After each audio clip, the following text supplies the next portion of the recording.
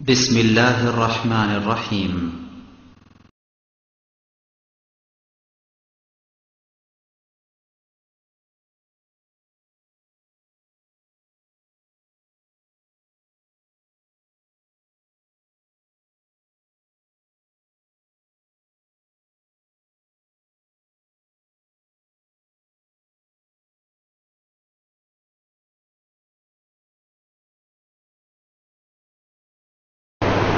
সম্মানিত মসজিদের মুসল্লি, প্রশংসা আল্লাহর জন্য, শান্তি ও উন্নত আল্লাহ রাসূলের উপর সাল্লাল্লাহু আলাইহি ওয়াসাল্লাম।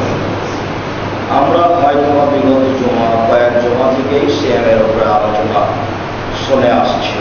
এরপরও গতি অনুযায়ী, সময়ের গতি অনুযায়ী আমরা সিয়াম সম্পর্কে আলোচনা করার প্রয়োজন মনে করছি মর্মে আজকের জুমার খুতবার সংক্ষিপ্ত সময়ে বক্তব্যের বিষয়ে ফরজ সিয়ামের গুরুত্ব এবং সিয়াম সম্পর্কে কিছু গুরুত্বপূর্ণ জিজ্ঞাসার উত্তর এবং আরও কিছু প্রয়োজনীয় কথা।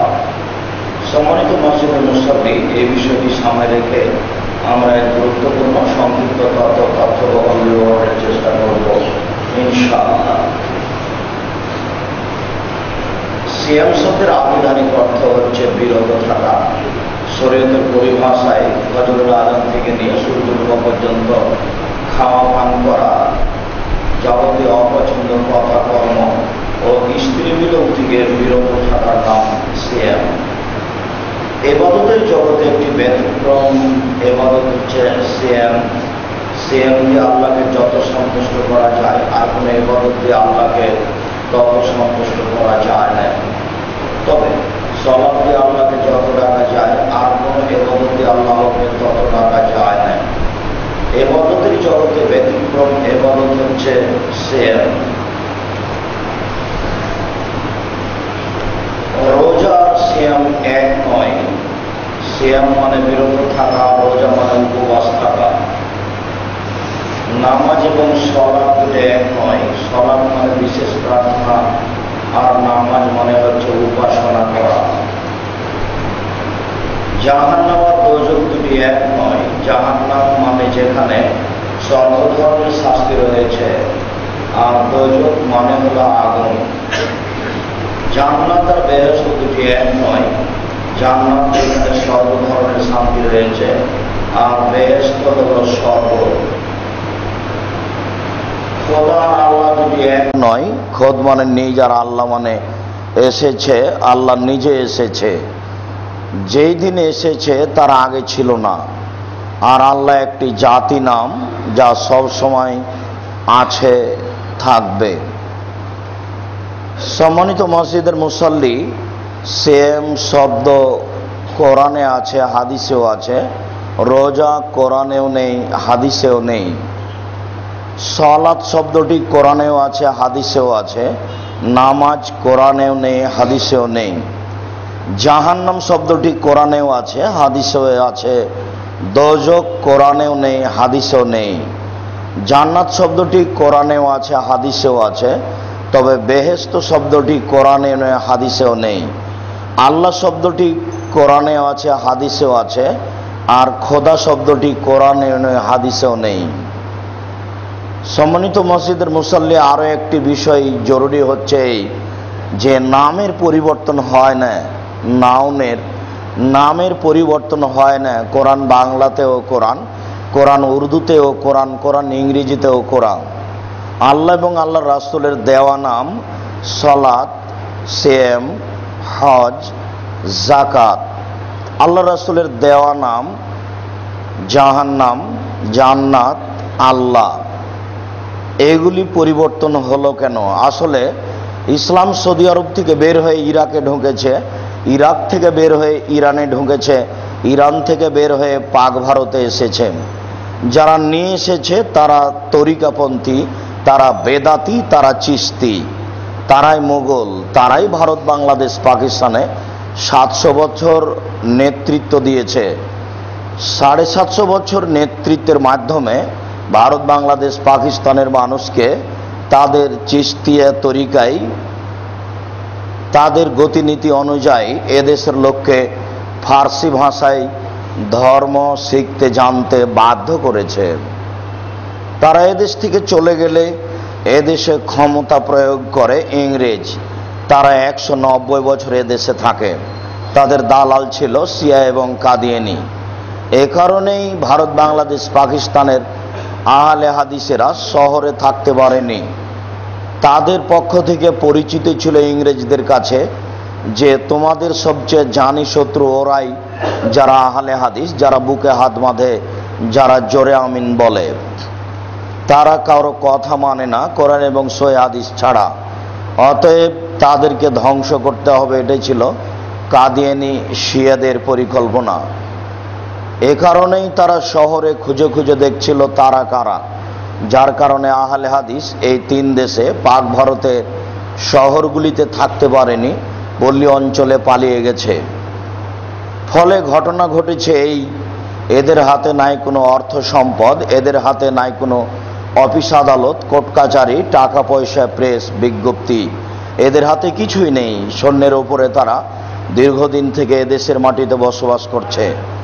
যারা তরিকা নিয়ে ধর্ম মানে তাদের হাতে আছে সব কিছু। ভারত, বাংলাদেশ, পাকিস্তানের শতকরা 90 জন লোক তারাই। ধর্মের নামে তারা বুজুর্গানে দিনের দোহাই দিয়ে ধর্ম পালন করে। তারা মিথ্যা ধর্ম পালন করলেও ক্ষমতা তাদের, কোর্ট কাচারি তাদের, অফিস আদালত তাদের, শিক্ষা প্রতিষ্ঠান তাদের, রাস্তাঘাট তাদের, সব কিছুই তাদের। মর্মে আমরা সৈন্যের উপরে আছি।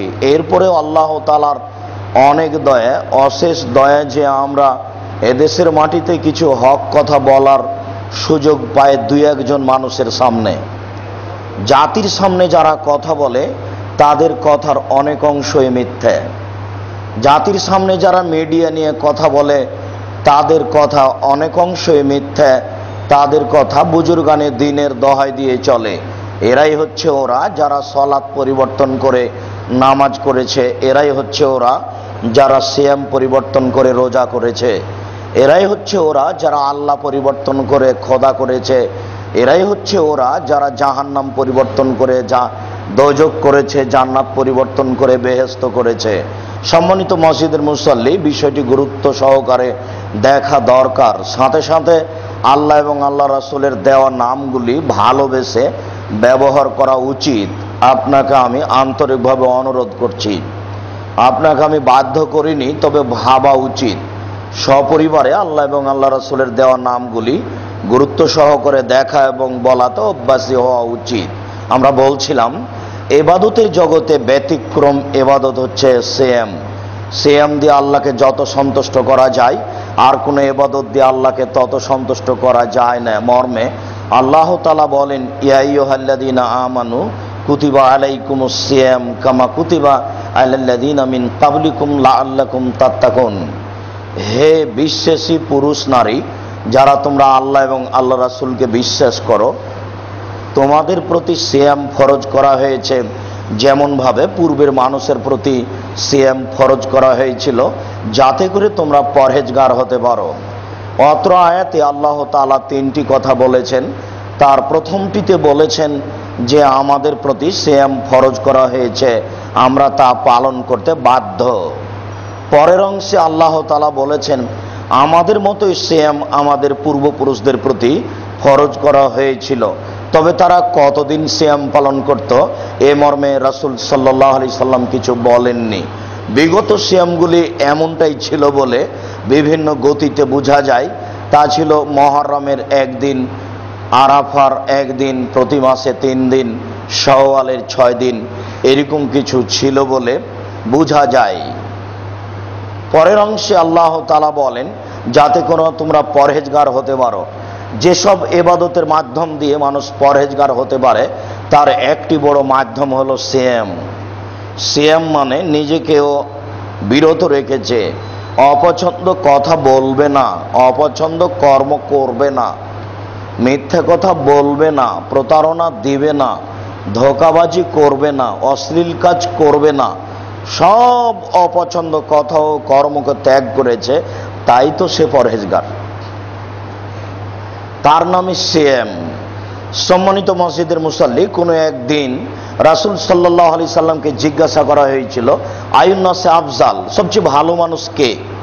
তখন তিনি উত্তরে বলেছিলেন, মাখমুমুল কালব ও সাদুকুল লিসান, যার জিহ্বা সত্য, যে ব্যক্তি মুখে সত্য এবং অন্তরে মাখমুম, সে হলো ভালো মানুষ। তখন সাহাবীগণ বললেন, মুখে সত্য এ কথা তো বুঝলাম, যারা সত্য কথা বলে তারাই সত্যবাদী মানুষ, তারাই মুখে সত্য, কিন্তু অন্তরে মাখমুম এইটা যে বললেন এটা তো বুঝলাম না, এইটা কি?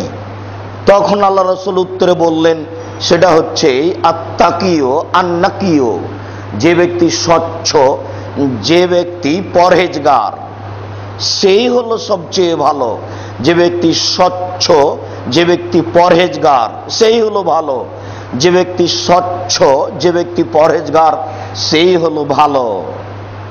স্বচ্ছ হওয়া খুবই জটিল। কাজের মেয়েটাকে বললাম, কাজের ছেলেটাকে 10 টাকা দিয়ে একটু চানাচুর নিয়ে আসো তো, 9 টাকা কিনেছে, 1 টাকা রেখে দিয়েছে। কাজের লোক স্বচ্ছ নয়। দেশের দায়িত্বশীল বিভিন্ন পর্যায়ে দায়িত্ব পালন করে, জনগণের টাকা হাতে এসেছে, 10,000 খরচ করেছে, 2,000 রেখে দিয়েছে, ও স্বচ্ছ নয়। ও রোজা থাকে, ও সিয়াম থাকে না। কলেজ স্কুলের প্রিন্সিপাল, ছাত্রর টাকা হাতে এসেছে, কিছু পকেটে করে চলে গেছে, এ স্বচ্ছ নয়, এ পরহেজগার নয়। স্কুল কলেজ মাদ্রাসা মসজিদের মুতাওয়াল্লি জনগণের টাকা হাতে রাখেন, কিছু টাকা খরচ করলেন, কিছু নিজের জন্য রেখে দিলেন, বা মসজিদের জিনিস কিনতে গিয়ে বা মাদ্রাসার জিনিস কিনতে গিয়ে একটা পান খেয়েছেন, একটা পান, দোকানে বসে স্টলে বসে চা খেয়েছেন, এ ব্যক্তি স্বচ্ছ নয়, পরহেজগার নয়। এ ব্যক্তি খুব টাফ ব্যাপার। আর একজনকে বুঝার আগে নিজেকে বুঝতে হবে। সম্মানিত মসজিদের মুসল্লি, রাসূল সাল্লাল্লাহু আলাইহি ওয়াসাল্লাম উত্তরে বললেন, স্বচ্ছ যেই, পরহেজগার যেই, সবচেয়ে উত্তম। এই কথা বলার পরেও তিনি থামলেন না, তিনি আরো স্পষ্ট করলেন, তা হচ্ছে লা ইসমা ফিহে, পাপ নেই যার, ওয়ালা বাগিয়া, সীমালঙ্ঘন নেই যার, ওয়ালা গিল্লা, আত্মসাৎ নেই যার, ওয়ালা হাসাদা, হিংসা নেই যার, 4টা জিনিস নেই যার, সেই হলো পরহেজগার। শতদিন বলা আছে, হয়তোবা মনে আছে, 4টা জিনিস নেই যার, সে হলো পরহেজগার। 1, পাপ নেই যার। আব্দুর রাজাক সাহেব, মানুষের পাপ নেই, এটা কি হতে পারে? কথা ঠিক, পাপ নেই এমন মানুষ হয় না। আল্লাহর নবী বলেছেন, কুল্লু বানি আদম খাত্তা, খায়রুল খাত্তাইনা তাওয়াবুন, আদম সন্তানই পাপী। ভালো মানুষ ওই যে পাপ করার পরে তওবা করে, বলে আল্লাহ আমার ভুল হয়ে গেছে। পাপ নেই ওর, পাপ হলে ক্ষমা চায়, যে পাপ হলেই ক্ষমা চায়, যে ছি ছি ছি ছি, নাউজুবিল্লাহ মিন যালিক, আমি তো এটা করতে চাইনি, কেন এটা হয়ে গেল, আস্তাগফিরুল্লাহ ওয়া আতুবু ইলাইহি, আল্লাহ তোমার কাছে আমি ক্ষমা ভিক্ষা চাই, তোমার নিকট ফিরে যেতে চাই, আস্তাগফিরুল্লাহ ওয়া আতুবু ইলাইহি, আমি তো এটা করতে চাইনি। পাপ হলেই ক্ষমা চায়, যে পাপ নাই তার। পাপ হলেই ক্ষমা চায়, যে পাপ নেই তার। 2, সীমা লঙ্ঘন নেই যার।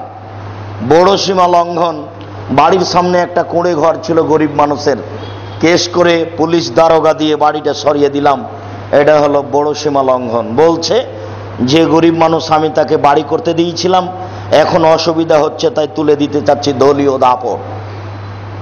এর নাম হলো দলীয় দাপট। গরিব মানুষটাকে তুলে দিল, এটা হলো বড় সীমা লঙ্ঘন। ছোট সীমা লঙ্ঘন, মরিচ কিনতে গেছেন, মরিচ 100 মরিচ নিয়েছেন, দেখি তোমার মরিচ কেমন, একটা হাতে নিয়েছেন, এখন দাঁড়িপাল্লা হয়ে গেছে, হাতের মরিচ কোথায় রাখবেন? হাতের মরিচ যদি আপনার পাল্লায় রাখেন তাহলে আপনি সীমা লঙ্ঘনকারী, আর যদি ওই ব্যক্তির ডালিতে রাখেন তাহলে আপনি ভালো মানুষ। গরিব মানুষ 5 কেজি মরিচ বিক্রি করতে এসেছে, সারাদিনে বিক্রি করবে 100 মানুষের কাছে, আপনার একটা মরিচে আপনাকে ভালো লাগলো, আপনি মরিচটা হাতে নিয়ে তারপর নিজের ডাঁড়িতে রেখে দিলেন। আপনি কি মনে করছেন না যে ও গরিব মানুষ, তাকে এটা খারাপ লাগলো? এটা হলো ছোট সীমা লঙ্ঘন। নিজের বুঝ কারো হাতে দিয়ে পরহেজগার হওয়া যায় না। 3, আত্মসাৎ নেই যার, আত্মসাৎ নেই যার সে হলো পরহেজগার। 4, হিংসা নেই যার, দল মানে হিংসা। আপনার সাথে যে আছে ও ভালো, আর আপনার সাথে যে নাই সে খারাপ।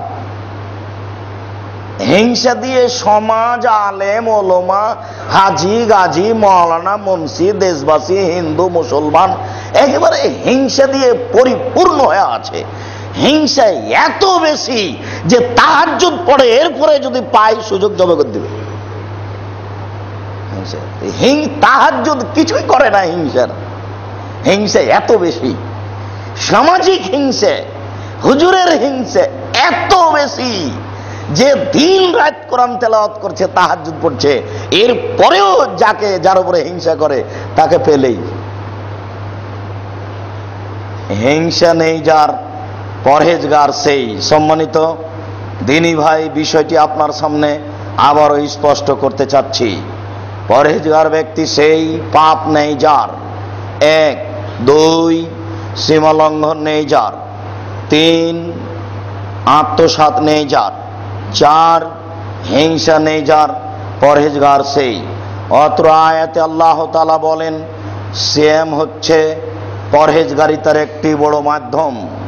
সিয়াম পালন করলে মানুষ পরহেজগার হতে পারবে বলে রাসূল সাল্লাল্লাহু আলাইহি সাল্লাম বলেছেন।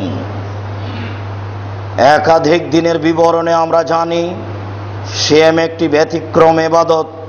উমামা বাহিলী রাদিয়াল্লাহু তাআলা আনহু বলেন, রাসূল সাল্লাল্লাহু আলাইহি সাল্লাম বললেন, উমামা তুমি সিয়াম পালন করো, ইবাদতের জগতে সিয়ামের সমপর্যায়ের কোনো ইবাদত নেই।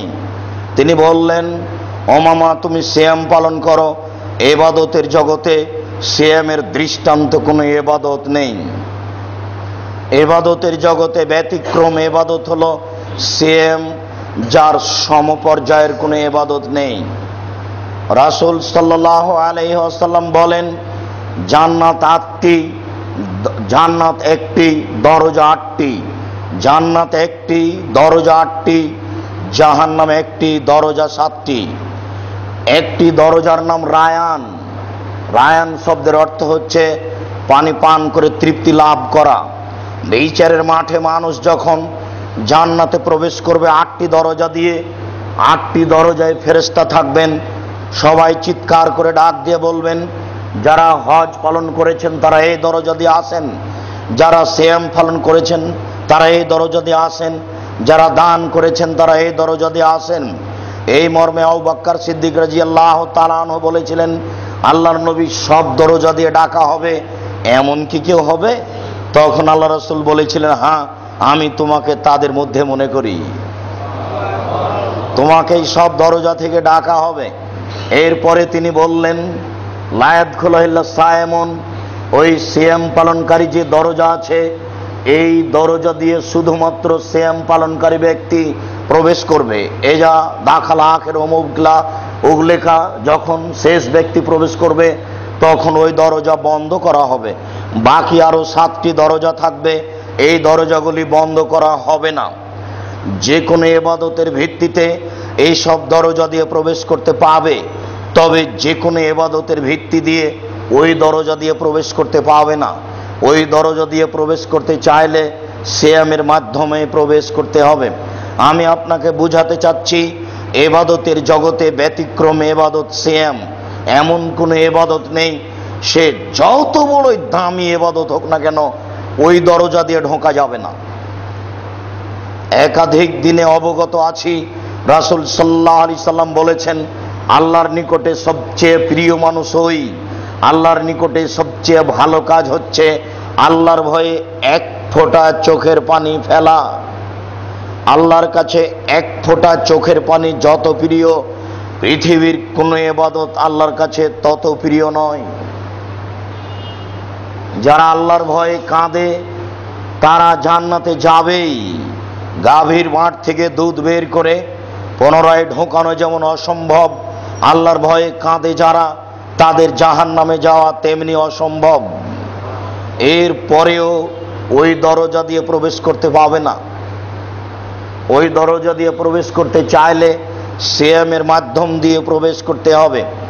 আব্দুল্লাহ ইবনে আমর রাদিয়াল্লাহু তাআলা আনহু বলেন, রাসূল সাল্লাল্লাহু আলাইহি ওয়াসাল্লাম বলেছেন, বিচারের মাঠে কথা বলবে, সিয়াম বিচারের মাঠে কথা বলবে, কোরআন বিচারের মাঠে কথা বলবে, হাজরে আসওয়াদ কালো পাথর বিচারের মাঠে কথা বলবে, আঙ্গুল, যে আঙ্গুলে তাসবিহ গণনা করছেন এই আঙ্গুল বিচারের মাঠে কথা বলবে। তাসবিহ দানা এবং মেশিন কথা বলবে না। সারা জীবন তাসবিহ গণনা করবেন, তাসবিহ দানা কথা বলবে না। আঙ্গুলে তাসবিহ গণনা করেন, একদিনে যদি ঠিক না হয় তবু আঙ্গুল কথা বলবে। আপনাকে আমি বুঝাতে অক্ষম বিচারের মাঠ কত বড় বিপদ, আমি এটাও বুঝাতে অক্ষম আঙ্গুল যখন আপনার পক্ষে কথা বলবে তখন এটা কত বড় উপকারী।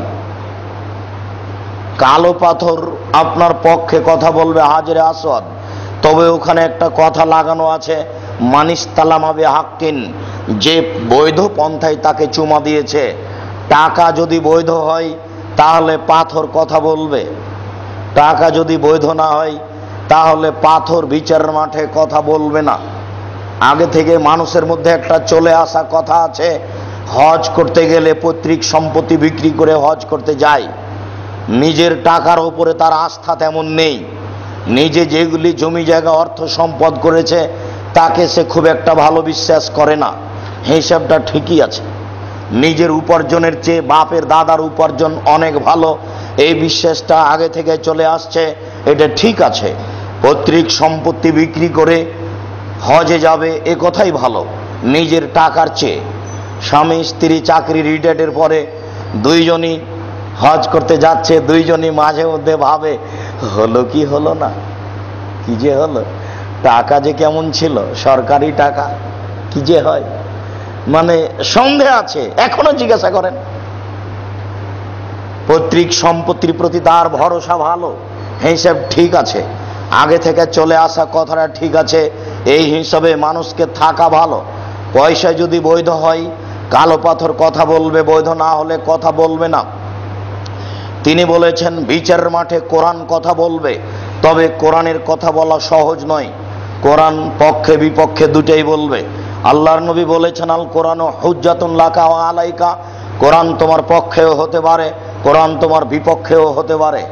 আপনি কোরআন সুন্দর করে কাপড় দিয়ে ঘেরে সাজিয়ে রাখলেন, কোনোদিন পড়লেন না, কোরআন আপনার পক্ষে কথা বলবে না। সেদিন বুঝতে পারবেন কোরআন আপনার জন্য কত বড় বিপজ্জনক বস্তু। আমি এ কারণে আপনাকে আন্তরিকভাবে জোরালোভাবে বলতে চেয়েছি, 24 ঘন্টায় বেশি না পারলেও সূরা ইখলাস অন্তত 3 বার পড়িয়েন, তাহলে হয়তোবা বিচারের মাঠে জানটা বাঁচতে পারে। একটা সিদ্ধান্ত নিয়ে ফেলেন, এশার সালাতের পর থেকে নিয়ে ফজর পর্যন্ত কিছু না কিছু, অল্প না অল্প, অল্প হলেও একটু পড়ার চেষ্টা করেন। কোরআনকে সাজিয়ে রেখে বিচারের মাঠে টিকা যাবে না। কোরআন পক্ষেও কথা বলবে, কোরআন বিপক্ষেও কথা বলবে।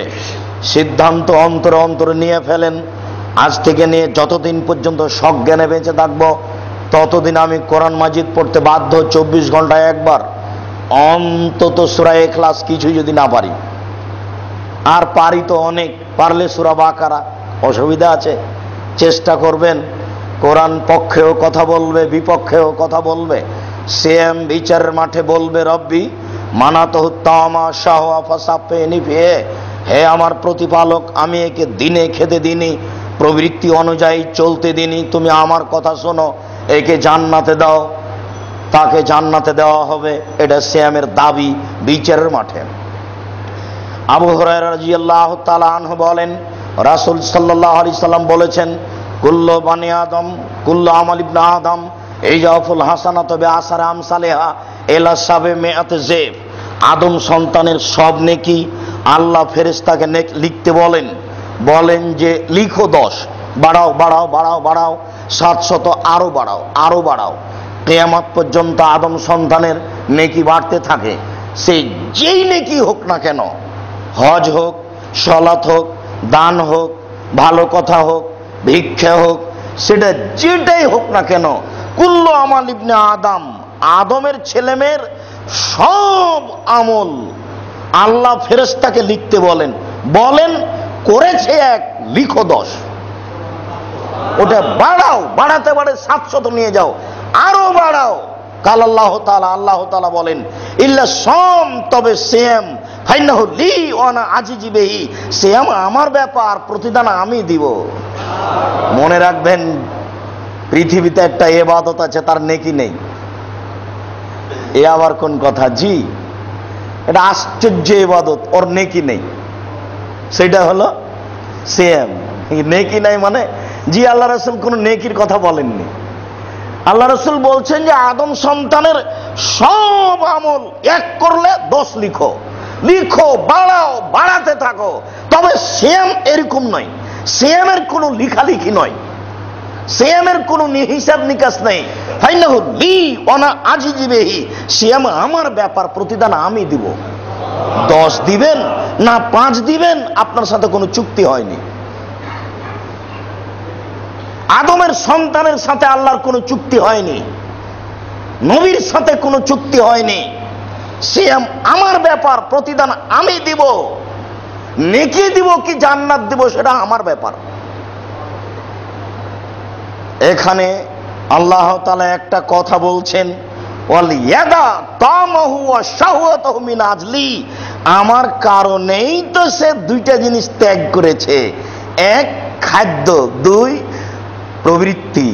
মন মতো চলে না, তাই আমি প্রতিদান নিজে দিব। আমার কারণেই তো সে 2টা জিনিস ছেড়ে দিয়েছে, 1 খাদ্য, 2 মন মতো চলা। আমার কারণেই তো সে 2টা জিনিস ছেড়ে দিয়েছে, 1 খাদ্য, 2 মন মতো চলা। এই কারণে আমি প্রতিদান নিজে হাতে দিব। কি দিব সেটা আমার ব্যাপার। খাদ্য ছেড়ে দেওয়া একেবারেই সহজ, কিন্তু মন মতো চলা এইটা ছেড়ে দেওয়া একেবারেই সহজ নয়। মসজিদ থেকে বের হতে না হতে আপনার মন কেটে যাবে। আপনি মন মতো চলবেন, আপনার জুতাটা আর একজন পায়ে দিয়ে নিয়েছে, তখন আপনি বলছেন হিসাব করে চলতে পারেন না, চোখ নেই, কার জুতা পায়ে দেন। এর নাম মন মতো চলা। তাই ছেলে, কাঁধের উপর দিয়ে চলে যাও কেন, দেখতে পাও না? এটা মন মতো চলা। আল্লাহ রাসূলের গায়ে যদি মানুষ চড়ে বসে একটা ছেলে, তা আল্লাহ রাসূল জীবনে কোনোদিন বলেন এই ছেলে কাঁধের উপরে চড়ে চলে যাও কেন, দেখতে পাও না? আপনাকে দেখাচ্ছি মন মতো চলা কি জিনিস। দাড়ি ছোট করে যে মন মতো চলে সে, দাড়ি চাঁচে যে মন মতো চলে সে, দোকানে বসে আড্ডা পিটে যে মন মতো চলে সে, মন মতো চলে যে রোজা থাকে সে। ও সিয়াম থাকে না, সিয়াম থাকা খুব কঠিন, সিয়াম থাকা খুব কঠিন। রাত 10টা 12টা 1টার পরে টিভি চালু করে দিয়েছে, গোটা দেওয়াল ভর্তি বিশাল আকৃতির ল্যাংটা মেয়ে নাচে, কত ভালো লাগে, চক্ষু ঠান্ডা হয়, কলিজা ঠান্ডা হয়। মন মতো চলে, মন মতো চলে যে রোজা থাকে সে, সিয়াম থাকে না। সিয়াম থাকা খুব টাফ ব্যাপার। গালি দেয় যে, ধোঁকাবাজি করে যে, প্রতারণা দেয় যে, বদনাম করে যে, গীবাত করে যে, হিংসা করে যে রোজা থাকে সে, সে সিয়াম থাকে না। সুদ খায় যে, ঘুষ দেয় যে, সে রোজা থাকে, সিয়াম থাকে না। সিয়াম থাকা খুব টাফ ব্যাপার। সম্মানিত মসজিদের মুসল্লি, নগ্ন পোশাক পরে চলে যে নারী, রোজা থাকে সে, ও সিয়াম থাকে না। হাট বাজার করছে নির্দ্বিধায়, আপনি বাড়ি আছেন, ও বাড়িতে আছেন, ও বাজারে গেছে, ও রোজা থাকে, সিয়াম থাকে না। সিয়াম থাকা খুব কঠিন, রোজা থাকা সহজ। রোজা থাকা মানে উপবাস থাকা, আর সিয়াম থাকা মানে বিরত থাকা। ভালো করে মুখস্থ করে নেন, অতীতে গেছে যা গেছে। সিয়াম শব্দের আভিধানিক অর্থ হলো বিরত থাকা, আর শরীয়তের পরিভাষায় খাওয়া পান করা যাবতীয় অপছন্দ কথা কর্ম ও স্ত্রী মিলন থেকে বিরত থাকার নাম সিয়াম। এইভাবেই মুখস্থ করবেন, আর এইভাবেই জীবন বাজি রেখে চেষ্টা করবেন। এই হচ্ছে সিয়াম, ইবাদতের জগতে ব্যতিক্রম ইবাদত সিয়াম। নফল সিয়ামের অংশ ছেড়ে দিয়ে ফরজের অংশে চলে আসলাম। আবু হুরায়রা রাদিয়াল্লাহু তাআলা আনহু বলেন, রাসূল সাল্লাল্লাহু আলাইহি সাল্লাম বলেছেন, এজা দাখালা রামাজান ফতেহাত আবু রাহমা, রামাজান মাস আসলে রহমতের দরজা খুলে দেওয়া হয়। আমরা একাধিক দিন শুনেছি রামাজান মাস 3 ভাগে বিভক্ত, 10 দিন রহমত, 10 দিন ক্ষমা, 10 দিন জাহান্নাম থেকে মুক্তি। এ হাদিস নিতান্তই জয়ীব জাল, এ হাদিসের প্রতি আমল হবে না। অত্র হাদিসের এই অংশে বুখারী মুসলিমের হাদিস, আল্লাহর নবী বলেছেন রামাজান চলে এসেছে মানে রহমতের দরজা খোলা, গোটা মাস রহমত। তিনি বলেন, এই যা দাখালা রামাজান ফতেহাত আবু সামায়ে, রামাজান আসলে আকাশের দরজা খুলে দেওয়া হয়। তিনি বলেছেন, এজা নুদিয়া লিসসালা ফতেহাত আবু সামায়ে, যখন আজান দেওয়া হয় তখন আকাশের দরজা খুলে দেওয়া হয়। উস্তুজিবাত দুআও, ওই সময়তে যে যা দোয়া করে আল্লাহ তা কবুল করে নেন। তিনি বলেছেন, এজা কানা নিসফুল লাইল ফতেহাত আবু সামায়ে, যখন রাত অর্ধেক হয় তখন আকাশের দরজা খুলে দেওয়া হয়। তিনি বলেছেন, এজা কানা নিসফুন নাহার ফতেহাত আবু সামায়ে, যখন দিন দুপুর হয় 12টা, সোয়া 12টা, 12টা 10, 15, তখন আকাশের দরজা খুলে দেওয়া হয়। কয়েকটা সময় আকাশের দরজা খুলে দেওয়া হয়। এক, রমজান মাস আসলে পুরো মাস আকাশের দরজা খোলা। রাত দুপুর হলে আকাশের দরজা খুলে দেওয়া হয়, দিন দুপুর হলে আকাশের দরজা খুলে দেওয়া হয়। আজান দেওয়ার সময় আকাশের দরজা খুলে দেওয়া হয়। বন্ধ করা হয় কখন তা আল্লাহ রাসূল বলেননি, সময় সাপেক্ষে বন্ধ হয় বলেই খুলে যাওয়ার কথাটি এসেছে। পরের অংশে আল্লাহর নবী বলেছেন, ফতেহাত আবওয়াবুল জান্নাহ, জান্নাতের দরজা খুলে দেওয়া হয়। গুল্লিকাত আবওয়াবু জাহান্নাম, জাহান্নামের দরজা বন্ধ করা হয়। জান্নাতের দরজা খুলে দেওয়া হয় কেন? তাহলে কি কেউ প্রবেশ করবে না এইটা কথা? জাহান্নামের দরজা বন্ধ কেন? তাহলে কি কেউ আর ঢুকবে না জাহান্নামে এইটা কথা? শয়তানের পা বেঁধে দেওয়া হয় কেন? এটা কি কথা? সম্মানিত মসজিদের মুসল্লি, আসলে বুঝাতেই অক্ষম যে রমজান মাস কি জিনিস। আল্লাহর নবী বলেছেন, বৃদ্ধ বাপ মাকে পাওয়ার পরেও যদি মানুষ পাপ মোচন করতে না পারে তাহলে সে দুর্ভাগ্য ব্যক্তি। রমজান মাস পাওয়ার পরেও যদি মানুষের পাপ ক্ষমা না হয় তাহলে মানুষ দুর্ভাগ্য ব্যক্তি। কি দিয়ে বুঝাই আপনাকে আমি রমজান কি জিনিস? রমজান মাস মানে রহমতের দরজা খোলা, তুমি রহমত লুটে নাও। আকাশের দরজা খোলা মানে তুমি রহমত লুটে নাও। জাহান্নামের দরজা বন্ধ মানে তুমি রহমত ধরে নাও। জান্নাতের দরজা খোলা মানে তুমি রহমত ধরে নাও। শয়তানের পা বাঁধা আছে মানে তুমি রহমত ধরে নাও। কি দিয়ে বুঝাই আপনাকে আমি রমজান কি জিনিস? রমজান এমন একটি মাস যার নেকি খাতা কলমে হিসাব করা যায় না। যারা বলেছে অন্য মাসে 1 টাকা দান করলে যত নেকি হয়, রমজান মাসে দান করলে তার 69 গুণ নেকি বেশি হয়, এ হাদিস জাল, এ হাদিস একেবারেই মিথ্যে। আল্লাহ রাসূলের বিশাল রহমতকে, আল্লাহর বিশাল রহমতকে হাদিস দিয়ে ঢেকে দেওয়া হয়েছে। অন্য মাসে 1 টাকা দান করলে যত নেকি হয়, রমজান মাসে 1 টাকা দান করলে তার চেয়ে কত বেশি নেকি হয়? 5 কোটি বললে ভুল হবে, 50 কোটি বললে ভুল হবে। তার মানে মানুষ জানে না কত বেশি নেকি হয়। মানুষ যদি এর হিসাব করে তাহলে আল্লাহর দিনকে, আল্লাহর রহমতকেও খাটো করে দেখেছে, ও ছোট করে দেখেছে। ও রমজানই বুঝেনি কাজ কি জিনিস, ও রহমতই বুঝেনি কি জিনিস। তুলনায় নেই, হিসাবই নেই, সংখ্যাই নেই। ওই সংখ্যা আল্লাহ জানে, ওটা বেহিসাব। ওই কথাটি যেমন এই কথাটি তেমন, ওই কথাটি যেমন এই কথাটি তেমন। ওই কথাটি কি? সেই কথাটি হলো এই যে ফেরাউন বলল মুসা জাদুঘর। তখন ফেরাউন জাদুঘর ডাকলো, সব রাশি এসে উপস্থিত। জাদুঘর বলল, মুসা তুমি আগে জাদু ছাড়বে না আমরা? তো মুসা আলাইহিস সালাম বললেন তোমরাই ছাড়ো। ওদের কাছে যার রশি এবং লাঠি ছিল সব ছেড়ে দিল। বিশাল বিশাল সাপ ছুটে আসছে। ফাওজাজা ফি নাফসিহি খিফা, মূসা একটু অন্তরে ভয় ভয় পেলেন। মানুষ বলছে মূসা ভয় পেলেন কেন? বিদ্বানগণ বলছেন এটা হচ্ছে মানবিক খেয়াল। আপনার চোখের সামনে আঙ্গুলটা এইভাবে ঠেলে দিলাম, তা আপনি চোখটা ফিট করে উঠলেন, তাহলে আপনি কি বুঝলেন যে আমি আঙ্গুল আপনার চোখে ঢুকিয়ে দিব? তো চোখ বন্ধ করলেন কেন? এটা হলো মানবিক খেয়াল, এটা মানবিক ব্যাপার। তাই মূসা একটু মনে মনে ভাবছিলেন বিশাল বিশাল সাপ। আল্লাহ বলছেন লাঠিটা ছেড়ে দাও, তো লাঠিটা ছেড়ে দেওয়া হলো। এটা একটা এমন সাপ হলো যে মাঠে যা সাপ ছিল সব একবারই ধরে নিল।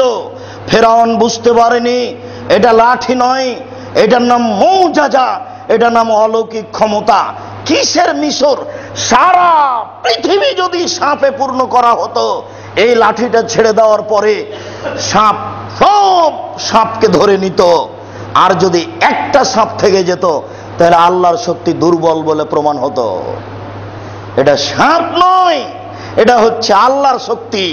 এর নাম মৌজাজা, এর নাম অলৌকিক ক্ষমতা। সাহাবীগণ বললেন পানি নেই, বুখারী মুসলিমের হাদিস। তো দেখো তো কোনো বদনা বর্তনে পানি আছে নাকি? জি, একটা বদনা একটা বর্তনে একটু পানি আছে, দেখে নিয়ে আসো। নিয়ে আসার পরে আঙ্গুলটা হাতটা বদনার উপরে রাখলেন, রাখার সাথে সাথে আঙ্গুলের ভিতর দিয়ে যে পানি ছুটলো, ছট করে পানি ছুটে মাঠ ঘাট ভর্তি হতে লাগলো। সাহাবীগণ পান করলেন, ব্যাগে ভর্তি করলেন, পশু প্রাণী খেলো। এরপরে 1400 মানুষ চলে গেল। কি 1400? সারা পৃথিবীর মানুষ যদি সেদিন পানি পান করত, এই পানি শেষ হতো না। এর নাম অলৌকিক ক্ষমতা। সারা পৃথিবীতে যদি জমজমের পানির লাইন দেওয়া থাকে, সারা পৃথিবীর মানুষ যদি নিজে খায় আরো কিছু করে, তবুও জমজমের পানি শেষ হবে না। এর নাম অলৌকিক ক্ষমতা। এই রমজান মাসকে যখনই হিসাব করা হবে, তখনই রহমতকে খাটো করা হবে। যেমন মূসা ভুল বুঝেছিল, তেমন 1 টাকা দান করলে 49 কোটি টাকা, 69 কোটি টাকা দানে 69 টাকা দানের নেকি হয়। এই কথা বলা মানে রমজানকে খাটো করা। কি দিয়ে বুঝায় আপনাকে আমি রমজান কি জিনিস? আবু হুরায়রা রাদিয়াল্লাহু তাআলা আনহু বলেন, রাসূল সাল্লাল্লাহু আলাইহি ওয়াসাল্লাম বলেছেন, এজা দাখালা শাহ আউয়াল শাহরে রমজান, যখন রমজানের প্রথম দিন আসে, তখন আকাশ থেকে চিৎকার করে চিৎকারকারী বলে, ইয়া বাগিয়াল খায়রে আকবেল, হে কল্যাণকামী তুমি সামনের দিকে আগিয়ে আসো। ইয়া বাগিয়া শররে, হে পাপী তুমি পাপ থেকে একটু বিরত থাকো। ওয়ালিল্লাহি উতকা মিনান নার, আর আল্লাহর জন্য আল্লাহর পক্ষ থেকে এই মাসে জাহান্নাম থেকে মুক্তি ঘোষণা রয়েছে। আল্লাহর পক্ষ থেকে এই মাসে জাহান্নামের মুক্তি ঘোষণা রয়েছে। আল্লাহর পক্ষ থেকে এই মাসে জাহান্নাম থেকে মুক্তি ঘোষণা হয়েছে। এটা প্রতিদিন চিৎকার করে ফেরেশতা বলতে থাকেন, পাপী তুমি পাপ থেকে বিরত থাকো, কল্যাণকামী তুমি কল্যাণের দিকে আগিয়ে আসো। আশ্চর্য হলেও সত্য, এই রহমতকে ঠেকানোর জন্য মানুষ অন্ধভাবে লেগে পড়েছে। যে কোনো মূল্যে সে ঠেকাবেই। ঠেকানোর সবচেয়ে বড় মাধ্যম হচ্ছে খুব ইফতারি। একবারে এমন ইফতারি করলো পেট টান টান। ও ভালো করে তারাবিও পড়তে পারে না, ও কি দিয়ে রমজানকে মূল্যায়ন করবে? 1, 2, 11 মাসে যত ব্যবসায়ী ব্যবসা করেছে, রমজানে তার চেয়ে 50 গুণ বেশি ব্যবসা করবে। মানে সবাই হন্যে হয়ে লেগে আছে টাকার টাকা। রমজান মাস মানে ইনকাম, রমজান মাস মানে টাকা। যখন টাকার পিছনে লেগে যাওয়া হবে, তখন রহমতকে ঠেকানো হচ্ছে। দর্জি বুঝেন কিনা, দর্জি খলিফা ওই রমজানের আগে থেকে 15 জন 20 জন কর্মচারী লাগাচ্ছে, তারপরেও সে সাপ্লাই দিতে পারে না। দিন রাত চলছে, কাপড় বানাচ্ছে। আর আপনার স্ত্রী এত বোকা মহিলা, আবার এটা পুরাতন ঢাকা, শোকে যে 20খান শাড়ি আছে, এরপরেও আরো 10টা শাড়ির প্রস্তাব দিয়েছে। ও নিজে বাজার করবে, মানে রহমতকে ঠেকাবে। বাপ বেটি বেটা স্বামী স্ত্রী সবাই মিলে। এইটা আমি বুঝাতে পারবো কিনা শহরের মানুষ, আমরা তো গ্রামের মানুষ। আমরা ছাগলের রশি ধরে সামনের দিকে টানতাম, যখন বৃষ্টি হতো তখন সামনের দিক থেকে ছাগলের রশি ধরে টানিয়েন তো দেখি। বুঝাতে পারিনি কথা। ছাগল দুই পা সামনের দিকে লাগাই, আপনি শক্তি করে কোলাতে পারবে না। মানুষকে দেখে মনে হচ্ছে রহমতের মাছকে এইভাবে ঠেকিয়ে ধরে আছে, কারো গায়ে যেন এসে রহমত না লাগে। ছেলে মেয়ে স্ত্রী সবাই আশ্চর্য, কেউ বলে না স্ত্রীকে যে হ্যাঁ তোমার জন্য আমি 2টা শাড়ি কিনতে রাজি আছি, শোকেজে যে 20টা আছে ওটা ফকিরকে দাও, তারপরে আগে শোকেজ খালি করো, তারপরে কোনো কথা। কেউ বলে না। সবাই যে ব্যবসায়ী, সবাই যে হাট বাজার করছে। মহিলারা 11 মাসে যতবার বাজার গেছে, রমজান মাসে তার চেয়ে অন্তত 100 বার বেশি হবে, 1000 বার বেশি হবে। তার মানে ও বোকা সেজে গেছে, হন্যে হয়ে লেগে গেছে, খালি বাজার আর বাজার। রমজান মাসে বাজারে ঢোকা যায় না, আর সিনেমা আর টিভি আর বই আর পুস্তক, জেনা আর জেনা, রাস্তাঘাটে জেনা। এই পুরাতন ঢাকার মোড়ে মোড়ে নগদ জেনার বই বিক্রি হচ্ছে, নগদ জেনার ওই সিডি ক্যাসেট বিক্রি হচ্ছে। রমজানকে ঠেকানোর জন্য কত পথ, আপনাকে আমি কি দিয়ে বুঝাই। রমজান মাস আসলে প্রত্যেক রাতে, প্রত্যেক দিন আকাশ থেকে চিৎকার করে বলে, হে কল্যাণকামী তুমি কল্যাণের দিকে আগিয়ে আসো, হে পাপী তুমি পাপ থেকে বিরত হও। এই হাদিসের সরাসরি উল্টা, সব কাজ উল্টা। সবই যে উল্টা, খাওয়া উল্টা, হাট বাজার উল্টা, ব্যবসা উল্টা, নারীদের বাজার উল্টা, জেনাবা বিচার উল্টা। 11 মাসে এত জেনাবা বিচারের পাতা দেখা যায় না। আপনি খালি বাজারে বের হয়ে একটু ঘুরেন না, কত যে জেনার সিন্ডিকেট, তার কোনো হিসাব নাই। একবারে নগদ জেনার বই পুস্তক খোলা মাঠে বিক্রি হচ্ছে, আর মোবাইল খোলা মাঠে, সব কিছু। আপনাকে আমি বুঝাতে পারছি না বিষয়টা। তার মানে আল্লাহ রাসূল যা বলেছেন মানুষ তার হুবাহু উল্টা। আমি যদি বুঝাতে না পারি আমি অক্ষম, আপনাকে আমি বুঝাতে পারলাম না। আবু হুরায়রা রাদিয়াল্লাহু তাআলা আনহু বলেন, রাসূল সাল্লাল্লাহু আলাইহি ওয়াসাল্লাম বলেছেন, মান কামা রমাজানা ঈমানান ওয়া ইহতিসাবান গফিরা লাহু মা তাকাদ্দামা মিন জামবিহি। ঈমান সহকারে কেউ যদি রমজান মাসের সিয়াম পালন করে তাহলে অতীতের পাপ ক্ষমা করা হবে। তিনি বলেন, মান কামা রমাজানা ঈমানান ওয়া ইহতিসাবান গফিরা লাহু মা তাকাদ্দামা মিন জামবিহি। কেউ যদি নেকির আশায় ঈমান সহকারে তারাবি পড়ে তাহলে তার অতীতের পাপ ক্ষমা করা হবে। সম্মানিত মসজিদের মুসল্লি, 20 রাকাত তারাবি, 8 রাকাত তারাবি, 20 রাকাত তাহাজ্জুদ, 8 রাকাত তাহাজ্জুদ, 20 রাকাত কিয়ামুল, 8 রাকাত কিয়ামুল লাইল। সম্মানিত মসজিদের মুসল্লি, 20 রাকাত তারাবি, 8 রাকাত তারাবি, 20 রাকাত তাহাজ্জুদ, 8 রাকাত তাহাজ্জুদ। তারাবি শব্দটি হাদিসে নেই, আছে কিয়ামুল লাইল, আছে তাহাজ্জুদ। ওই হুজুর প্রতারক, ধোঁকাবাজ বুজুর্গানে দিন বলছে যে 20 রাকাত হলো তারাবি আর 8 রাকাত হলো তাহাজ্জুদ। তার মানে তাহাজ্জুদ পড়ো না, এখন তারাবি পড়ো, মানে 20 রাকাত পড়ো। কি তার কৌশল! এর নাম তারাবি, 20 রাকাতের নাম হলো তারাবি, আর 8 রাকাতের নাম তাহাজ্জুদ।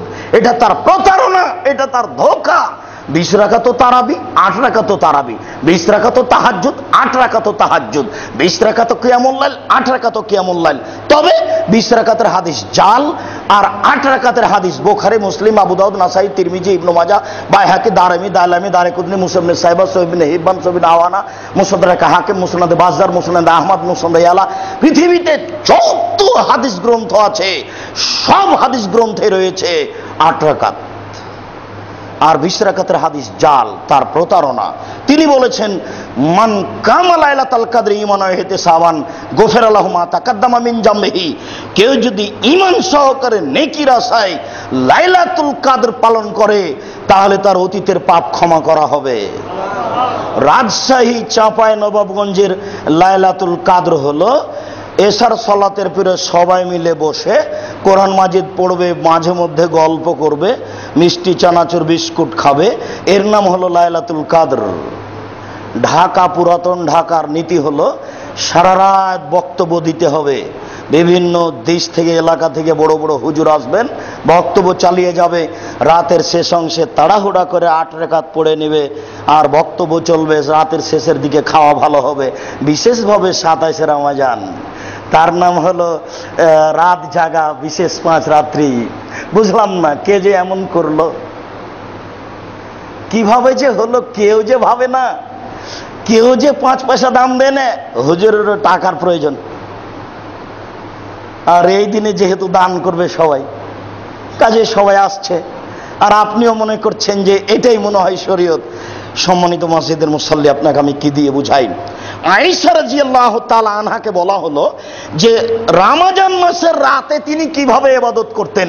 তখন তিনি বললেন, আরে রমজান জিজ্ঞাসা করো কেন, রমজান আর রমজান ছাড়া 12 মাস, সব মাসে সব সময় তিনি 8 রাকাত 11 রাকাত পড়তেন। তিনি 8 রাকাত পড়তেন। লা তাসআলান হুসনিহিন্না তুলাহিন্না, তোমরা আমাকে জিজ্ঞাসা করো না তা ছিল কত সুন্দর কত লম্বা। তোমরা আমাকে জিজ্ঞাসা করো না তা ছিল কত সুন্দর কত লম্বা। তোমরা আমাকে জিজ্ঞাসা করো না তা ছিল কত সুন্দর কত লম্বা। আমি আয়েশা 8 রাকাতের কথা বলতে পারছি, তবে কত সুন্দর ছিল কত লম্বা ছিল আমি যে বিবরণ দিতে পারি না। কি দিয়ে আমি বুঝাবো যে তা কত সুন্দর ছিল, তা কত লম্বা ছিল। সম্মানিত মসজিদের মুসল্লি, আমি আপনাকে অনুরোধ করে জানিয়ে যাচ্ছি, পরবর্তীতে আপনার সাথে সাক্ষাৎ হবে কিনা আমি জানি না, আল্লাহ ভালো জানেন, তবে আমার হিসাবে বুঝে না আসে না। আপনাকে আমি অনুরোধ করে যাচ্ছি, সময় আসলে বা প্রতি রাত্রি এশার সালাত জামাতে পড়বেন। এরপরে আপনি বাড়িতে চলে যান, খাবেন কম, অল্প খাবেন, এত ইফতারি বন্ধ। একটু শুয়ে যান, 11টার সময়তে উঠেন, মোটামুটি এরকম একটা টাইম। সুন্দর করে ওযু করেন, ফ্রি হন, প্রস্তুতি নেন, প্রয়োজনে গোসল করে নেন, আল্লাহু আকবার বলে সালাতে দাঁড়ান। আপনি তো আর হাফেজ নন, সূরা ইখলাস তো পারেন। সূরা ফাতিহা পড়ার পরে বিসমিল্লাহ বলবেন আর ইখলাস, বিসমিল্লাহ ইখলাস, বিসমিল্লাহ ইখলাস পড়তে পড়তে পড়তে পড়তে যখন আর দাঁড়িয়ে থাকতে পারছেন না, তখন যাবেন রুকুতে। রুকুতে বলেন সুবহান রাব্বিল আযীম, বলতেই থাকেন লক্ষ কোটি বার, বলেন বলেন বলেন, আর থাকা যায় না। উঠে আসেন, সিজদায় যান, বলেন সুবহান রাব্বিল আলা, আর থাকা যায় না, লক্ষ কোটি বার বলেছি। উঠে আসেন, আবার যান, আবার বলেন। এ হলো 1 রাকাত, এভাবে আর 1 রাকাত, এ হলো 2 রাকাত, এভাবে আর 2 রাকাত, এ হলো 4 রাকাত। এবার দরজা বন্ধ করেন, এই ঘরে যেন আপনার স্ত্রী আসতে না পারে, আপনার ছেলে মেয়ে কেউ আসতে পাবে না। ক্ষমা নিতেই হবে, ক্ষমা না নিয়ে রাত পার হবে না। আগে ক্ষমা, তারপর সকাল। কান্না কাটি, হাত তুলে দোয়া প্রার্থনা, তাসবিহ তাহলিল জিকির আজকার, সিজদায় লুটে পড়া, ক্ষমা আগে হবে তারপরে সকাল। না আমি বুঝাতে পারি না, 2 চোখের পানি ঝরবে, ক্ষমা আগে হবে তারপরে সকাল। এরকম 1.5-2 ঘন্টা চলবে। এরপরে আবার 4 রাকাত, দেখবেন ফজর আযান হচ্ছে, তাড়াহুড়া করে 3 রাকাত পড়ে নেন। এই ছিল রাত্রি জাগা। কিভাবে কিভাবে উল্টে গেল। সম্মানিত মসজিদের মুসল্লি, আমরা রমজানকে মূল্যায়ন করি। আল্লাহ আমাদের তৌফিক দান করুক। আল্লাহুম্মা আমিন। আল্লাহুম্মা সাল্লি আলাইহি আল্লাহুম্মা বারিক আলাইহি। আলহামদুলিল্লাহ ওয়াহদা ওয়াসসালাতু ওয়াসসালামু আলা মান লা নাবিয়্যা বাদা। রমজানের জন্য জরুরি কয়েকটি কথা। আনাস রাদিয়াল্লাহু তাআলা আনহু বলেন, রাসূল সাল্লাল্লাহু আলাইহি সাল্লাম বলেছেন, তাসাহারু ফাইনহু ফিল বারাকা, তোমরা সাহারি খাও, সাহারিতে বরকত রয়েছে। আবু হুরায়রা রাদিয়াল্লাহু তাআলা আনহু বলেন, রাসূল সাল্লাল্লাহু আলাইহি ওয়াসাল্লাম বলেছেন, ইন্নাল্লাহা ওয়া মালাইকাতাহু ইসাল্লুনা আলাল মুতাসাহিরিন, যারা সাহারি খায় তাদেরকে আল্লাহ ক্ষমা করেন, ফেরেশতা তাদের জন্য ক্ষমা চায়। যারা সাহারি খায় আল্লাহ তাদেরকে ক্ষমা করেন, ফেরেশতা তাদের জন্য ক্ষমা চায়। রাসূল সাল্লাল্লাহু আলাইহি ওয়াসাল্লাম বলেছেন, আল বারাকাতু ফি সালাসা, বরকত 3টে জিনিসে রয়েছে। 1 ফিল জামাতে, জামাতবদ্ধ সালাত আদায় করেন, বরকত রয়েছে। 2 ওয়াসারিদ, শারিদ গোস্তের রুটিতে, গোস্তের ঝোলে রুটি ভিজিয়ে খান, তাতে বরকত রয়েছে। 3 ওয়াসাহারে, সাহারি খান, তাতে বরকত রয়েছে। আগে থেকে মা চাচির মুখে যেই কথাটি শুনি, কথাটি ঠিক রয়েছে। তা হলো সিয়াম থাকলে 1 ঢোক পানি হলেও পান করতে হবে, কথাটি ঠিক। তিনি বলছেন, তাসাহারু ওয়ালাউ বিজুরআতিন মিন মাইন, 1 ঢোক পানি হলেও পান করো সাহারির জন্য। সম্মানিত মসজিদের মুসল্লি, সাহারি ফরজ নয়, সাহারি না খেলেও সিয়াম হবে। ঘুমিয়েছিলেন, সকাল 8টা হয়ে গেছে, সাহারি খেতে হবে না, কোনো সমস্যা নেই। সকাল 9টা 10টার সময় আল্লাহ নবী বললেন, আয়েশা কিছু খাওয়ার আছে কি? তখন আয়েশা বললেন, জি না, কিছু খাওয়ার নেই। তখন তিনি বললেন, তাহলে আমি রোজা থেকে গেলাম, সিয়াম থেকে গেলাম। তাহলে সকাল 9টার সময়তে সিদ্ধান্ত নিলেন, 8টার সময়তে কোথায় সাহারি? সাহারি খাওয়া ভালো, বরকত আছে, না খেয়েও চলে।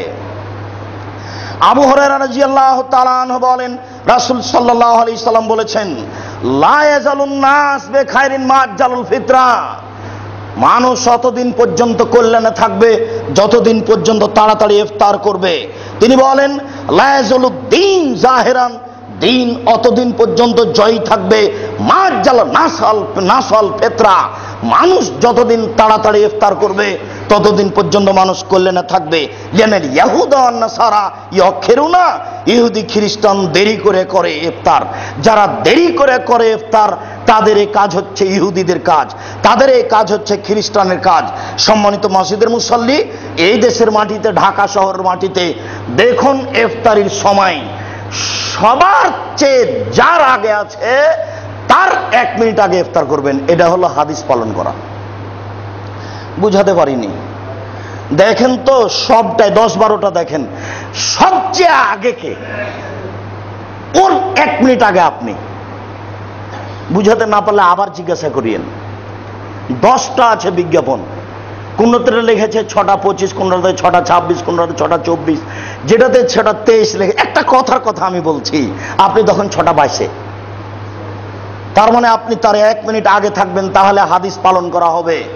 যারা সতর্কতামূলক 3 মিনিট দেরি করে, তাদের এই কর্ম ইহুদিদের কর্ম, তাদের এই কর্ম খ্রিস্টানের কর্ম। রাসূলকে অপমান করে ইবাদত করে নেকি পাওয়া যায় না, ভুল হিসাব। ইবাদত কম হোক তাতে আসে যায় না। রাসূলকে অপমান করে জান্নাত লাভ করা যায় না, ভুল হিসাব। রাসূলকে মানার নাম ইবাদত, বেশি ইবাদতের নাম ইবাদত নয়। মাগরিব পর্বের 6 রাকাত সালাত আদায় করলে জাহান্নাম হবেই, এর নাম বিদআত। রাসূলকে অপমান করে জান্নাত কিনে যায় না। বিষয়টি ভাবার জন্য আন্তরিকভাবে অনুরোধ করছি। আনাস রাদিয়াল্লাহু তাআলা আনহু বলেন, রাসূল সাল্লাল্লাহু আলাইহি সাল্লাম বলেছেন, এই যে আফতারা আহাদুকুম ফালইফতির বিররুতাব, যখন তোমাদের কোনো ব্যক্তি ইফতার করবে সে যেন তাজা খেজুরে ইফতার করে। ফাইনলাম তাকুন রোতাব, যদি তাজা খেজুর না থাকে, ফাতমারাতুন, তাহলে সে যেন শুখা খেজুর দিয়ে ইফতার করে। ফাইনলাম তাকুন, যদি শুখা খেজুর না থাকে, ফা হাসা হাসাওয়াতিন, তাহলে কয়েক আঞ্জলি পানি মুখে দিয়ে ইফতার করবে। খেজুর ছাড়া পৃথিবীর আর কোনো খাদ্য ইফতারের যোগ্যতা রাখে না। রাজশাহীর ফজলি আম যতই দামি হোক না কেন, প্রথমে মুখে রাখার কোনো সুযোগ রাখে না। আঙ্গুর যত দামি ফল হোক না কেন, বিসমিল্লাহ বলে মুখে দেওয়ার সুযোগ আঙ্গুর রাখে না। পৃথিবীর যে কোনো ফল মুখে দিয়ে বিসমিল্লাহ বলবেন, এরকম সুযোগ, এরকম যোগ্যতা কোনো ফল রাখে না, একমাত্র খেজুর। প্রথমে তাজা সম্ভব নয়, শুখা সম্ভব নয়, পানি, যেটা সবার জন্য সহজ। বিসমিল্লাহ বলে ইফতার করবেন, পরে বলবেন জাহাবাজ জামা আবদালাতুল ওরক সাবাদালার যে ইনশাআল্লাহ। রমজান মাসে ইনহেলাল ব্যবহার করলে সিয়ামের ক্ষতি হয় না। রমজান মাসে রক্ত দিলে সিয়াম ভঙ্গ হয় না, রক্ত নিলে সিয়াম ভঙ্গ হয়। রমজান মাসে ইনজেকশন করলে সিয়াম নষ্ট হয় না, খাদ্যমূলক ইনজেকশন করলে সিয়াম নষ্ট হয়। রমজান মাসে দিনে স্বপ্নদোষ হলে সিয়াম নষ্ট হয় না। স্বামী স্ত্রী মিলনের পরে গোসল হয়নি, সূর্য উঠে গেছে, উঠে গোসল করেন, সিয়াম থাকেন, এতে সিয়ামের কোনো ক্ষতি হবে না। জিভাতে তরকারির স্বাদ বুঝলে সিয়ামের কোনো ক্ষতি হবে না। কাঁচা ডালে দাঁত পরিষ্কার করলে সিয়ামের ক্ষতি হবে না। পেস্টে দাঁত পরিষ্কার করলে সিয়ামের ক্ষতি হবে না। আতর গায়ে লাগালে সিয়ামের ক্ষতি হবে না। অনিচ্ছায় বমন হলে সিয়ামের ক্ষতি হবে না। ইচ্ছাকৃত বমন হলে সিয়ামের ক্ষতি হবে। সম্মানিত মসজিদের মুসল্লি, শয়তানি করে সিয়াম ছেড়ে দিলে একটার পরিবর্তে একটা, হস্তমথন করে সিয়াম ছেড়ে দিলে একটার পরে একটার পরিবর্তে একটা, যে কোনো অন্যায়ের কারণে একটা সিয়াম ছেড়ে দিলে একটার পরে একটা। তবে স্ত্রী মিলনের কারণে যদি সিয়াম ছুটে যায়, তাহলে একটার পরিবর্তে 60টা। শুধু এইটা মনে রাখবেন। আবার আপনার স্ত্রীকে করা লাগবে না, আপনাকে 60টা করা লাগবে, আপনার কারণে তো ঘটেছে। আপনি ওখানে যান কেন? দিনে হিসাব থাকে না আপনার? মনে রাখবেন একটি কথা, শুধুমাত্র একটি পাপের কারণে একটির পরিবর্তে 60টি, তাহলে স্ত্রী মিলন, তবু আপনাকে, অন্যজনকে নয়। মহিলারা তাদের হাইজ ঋতু বন্ধ করে সিয়াম থাকতে পারে। রমজান মাসের এই সূচনার খুতবার শেষ অংশটি আপনার সাথে জরুরি কথা। রমজান মাস আসলে আল্লাহ রাসূল পূর্ব দিকের বাতাসের চেয়ে বেশি দানশীল হতেন। দান দিয়ে কবরের শাস্তি ক্ষমা পাওয়া যায়, যা দান দিয়ে জান্নাত কিনা যায়, এই কথা তিনি বহুবার বলেছেন। এইটা তিনি নিজে ধরে রাখার চেষ্টা করতেন। রমজান মাস আসলে পূর্ব দিকের বাতাস যেভাবে মানুষের উপকার করতে পারে, সেইভাবে তিনি মানুষকে দান করে উপকৃত করতেন। পশ্চিম দিকের বাতাস মানে কালবৈশাখী, বাপ রে বাপ, সব ধ্বংস। আর উত্তর দক্ষিণের বাতাসে ক্ষতি আছে। পূর্ব দিক থেকে বাতাস বইলে শরীর স্বাস্থ্য ভালো হবে, গাছপালা ভালো হবে, পশু পাখি সুন্দর হবে, এই কথা আল্লাহর নবী বলেছেন। আল্লাহর নবী পূর্ব দিকের বাতাসের চেয়ে বেশি দানশীল ছিলেন রমজানে। 1 টাকা দান করলে 69 টাকা দানের নেকি হবে, এই কথা নগদ মিথ্যে। রমজান মাস দানের নেকি লুটে নেওয়ার একটা ব্যতিক্রম মাস। মর্মে আমি মসজিদের সকল দিনী ভাই বোনকে বলছি, যারা ভ্যান চালান তারাও দান করবেন। আজ থেকেই প্রস্তুতি নিয়ে ফেলেন। যারা বিত্তশালী তারা লক্ষ লক্ষ টাকা দান করবেন, এটা আজ থেকেই সিদ্ধান্ত নিয়ে ফেলেন। রমজান মাস ঢোকার আগেই সিদ্ধান্ত নিতে হবে। 27শে রমজানে দান করলে বেশি নেকি হবে, এরকম কথা রাসূল সাল্লাল্লাহু আলাইহি সাল্লাম বলেননি। পুরো রমজানই হচ্ছে দয়া ও ক্ষমার মাস। মর্মে রাসূল সাল্লাল্লাহু আলাইহি সাল্লামের কথা মূল্যায়ন করো তো দানের সবচেয়ে ভালো পথ হলো পানির ব্যবস্থা করে দেওয়া। দানের সবচেয়ে ভালো পথ হলো কাপড় চোপড়ের ব্যবস্থা করা। অবশ্যই জাকাতের টাকা দিয়ে কাপড় চোপড় কিনে ফকিরকে দিবেন না। জাকাতের টাকা ফকির মিসকিন কওমি খারেজি মাদ্রাসায় দিয়ে দেন। ও মদ খায়, তাতে আপনার আসে যায় না। নিজের টাকা দিয়ে কাপড় কিনে অসহায় মানুষকে দিবেন, এর নাম হলো দান। আপনি দানের দ্বিতীয় স্তরে আসেন ফকির মিসকিন। ফকির যে ভিক্ষে চেয়ে বেড়ায়, মিসকিন চাইতেও পারে না, সংসারও চলে না, কোথায় আছে? গ্রামের বাড়িতে না পাশে, খুঁজে বের করে সেখানে দেন। আর দানের তৃতীয় সবচেয়ে বড় পথ এদেশের মাটিতে কওমি খারেজি মাদ্রাসা। দিন টিকে রাখার, ইসলামকে টিকে রাখার ব্যতিক্রম প্রতিষ্ঠান হচ্ছে কওমি খারেজি মাদ্রাসা, যেখানে সরকারি কোনো হস্তক্ষেপ নেই। চেষ্টা চালালেও এখনো কিছু হয়নি। সম্মানিত দিনী ভাই, আপনারা কওমি খারেজি মাদ্রাসাকে মূল্যায়ন করবেন। শহরে আছে। আমি আপনাদের একজন সাধারণ মানুষ হিসাবে আপনাকে বলে যাচ্ছি, আমার উপরে কোনো সংকীর্ণতা রাখলে ভুল হবে। আপনি যদি আমাকে কোনো ব্যক্তি পার্সন ভাবেন, কোনো দল সংগঠন ভাবেন, তাহলে ভুল হবে। তাহলে মনে হয় আপনি আমাকে এখনো বুঝেননি। আল্লাহে আল্লাহর কসম, আল্লাহে আল্লাহর কসম, আল্লাহে আল্লাহর কসম, আমি কোনো স্বার্থ নিয়ে পা ফেলি না। আমি কারোর সাথে সম্পৃক্ত হয়ে আপনার বদনাম করি না। আপনি আমাকে ভুল বুঝেছেন। আমি আপনার খুব কাছের মানুষ। মর্মে আপনাকে আন্তরিক অনুরোধ করে জানাচ্ছি ওই কথাটি। আমি প্রায় 15 বছর থেকে ঢাকা আসি। তখন থেকে ভাবছিলাম ঢাকায় বা ঢাকার আশেপাশে কোথায় একটা বিশাল ভূখণ্ড পাওয়া যাবে, যেখানে একটা উন্নত মানের প্রতিষ্ঠান গড়া যাবে, যেখানে ছেলেমেয়েরা পৃথক পৃথক স্থানে থেকে উন্নত মানের আরবি, বাংলা, ইংরেজি শিক্ষা অর্জন করে জাতির অন্যায়ের বিরুদ্ধে লড়বে মুখে কলমে মিডিয়ায়। ঘুরতে ঘুরতে দেখলাম এই জায়গাটা সেই জায়গা যেটা আপনাদের বাড়ির পাশে। এই পূর্বাচল হাঁটাবো, বিড় হাঁটাবো, দেবই বাজারের পাশে। এলাকার লোকেরা 14 বিঘে জমি আমার হাতে হস্তান্তর করেছে। আরও প্রায় 2 বিঘে জমি কিনা হয়েছে। আরও কিছু পরিকল্পনা আছে। প্রায় 20 বিঘা ওর জমির ওপরে এই প্রতিষ্ঠানটা আজীবন থাকবে বলে আমার একটা আল্লাহর ওপরে দাবি, আমার একটা সাধ। মর্মে আপনাকে আমি বলছি যে আপনি আমার দিনী ভাই, আপনি আমার দিনী বোন। আমার উপরে কোনো প্রকার সংকীর্ণতা না রেখে একটু দয়া করে বলবেন, আল্লাহ, আব্দুর রাজ্জাক সাহেব যে প্রতিষ্ঠানটা গড়ছেন এটা তুমি কবুল করো। এইটা আমার জোরালো দাবি। এরপরে আমি একটু দাবি রাখি, আপনার বাড়ির পাশে আছে, আমি কিন্তু আপনার মেহমান। আমার বাড়ি রাজশাহী চাঁপাই নবাবগঞ্জ। আমি মেজবান নই, আপনি এই প্রতিষ্ঠানের মেজবান, আমি আপনার মেহমান। আমার এখানে কোনো স্বার্থ নাই। 1 ইট রেখে দিয়ে আবার আমি ব্যাগে করে নিয়ে যেতে পারবো না। আমাকে রেখেই যেতে হবে। আপনার বাড়ির পাশে আমার বড় স্বাদ এই প্রতিষ্ঠান নিয়ে। এই মসজিদের সকল পুরুষ ও নারী মুসল্লি, আমার দিনী ভাই, দিনী বোন, আমার সবচেয়ে কাছের মানুষ আপনারা।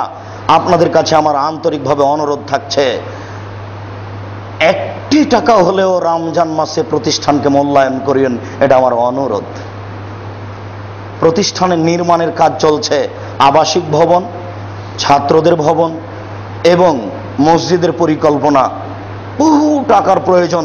আপনারা যারা ধনী মানুষ, 10,000, 20,000, 50,000, 5 লাখ, 10 লাখ এরকম সহযোগিতা করেন। আমি জাতির সাথে ওয়াদাবদ্ধ, আমি একটা উন্নত মানের প্রতিষ্ঠান গড়বই ইনশাআল্লাহ। কিভাবে হবে তা আমি জানি না, হবে নিশ্চিত, এটা আমি বিশ্বাসী। হবেই হবে, ইনশাআল্লাহ হবে। কেন? আমার নিয়তে কোনো ত্রুটি নেই, এটাই আমার সাহস। আমার এটাই সাহস যে আমার কোনো নিয়তে ত্রুটি নাই। আপনি আমার দিনী ভাই, আপনি আমার দিনী বোন, আপনাকে আমি জোরালোভাবে দিনী ভাই এবং বোন হিসাবে অনুরোধ রেখে যাচ্ছি, জীবন বাজি রেখে আপনি একটু সাথ দেওয়ার চেষ্টা করেন, আল্লাহ আপনাকে কবুল করবে ইনশাআল্লাহ। একটু দেখে আসেন, গেলে খুব ভালো লাগবে। মরুভূমির উপরে, জঙ্গলের মধ্যে এরকম কিছু গড়ে উঠছে, দেখলে মনটা ভরে যাবে, মনটা খুশি হয়ে যাবে। একটু দেখে এসে নিজে সান্ত্বনা দিয়ে, রমজান মাসে নিজেকে সান্ত্বনা দিয়ে রমজান মাসে প্রতিষ্ঠানটাকে মূল্যায়ন করবেন। আল্লাহ, তুমি বড় শক্তিশালী, তুমি বড় ক্ষমতাশীল, তুমি বড় দয়াবান। তুমি বিশেষ দয়া করে আমাদের রমজান মাসকে মূল্যায়ন করার তৌফিক দান করো। এই রমজান মাসে যেন আমরা পাপ মুছে ফেলতে পারি, এই সুযোগ তুমি দিয়ে দাও। প্রতিপালক অসহায় মানুষ কওমি খারিজি মাদ্রাসাকে যথাযথভাবে দান করে, যথাযথভাবে মূল্যায়ন করে একটা বড় নেকি অর্জন করার তুমি সুযোগ করে দাও। এ দিয়ে যেন তোমার জান্নাত লাভ করতে পারি, জাহান্নাম থেকে বাঁচতে পারি, এই তৌফিক তুমি দান করো। খালেস অন্তরে তোমার দরবারে বলছি, আমরা মানুষ, আমাদের ভুল ত্রুটি থাকতে পারে, তোমার দয়ার কোনো শেষ নেই। তুমি আমাদের ভুল ত্রুটিকে না দেখে, ক্ষমার দৃষ্টিতে দেখে, তোমার রহমত দিয়ে ঢেকে আমাদেরকে রমজান মাস মূল্যায়ন করার তৌফিক দান করো। এই দাবি, এই দাওয়া, এই দোয়া তোমার দরবারে রেখে আজকের জুমার খুতবা এখানে শেষ করলাম। সাল্লাল্লাহু আলাইহি ওয়াসাল্লাম।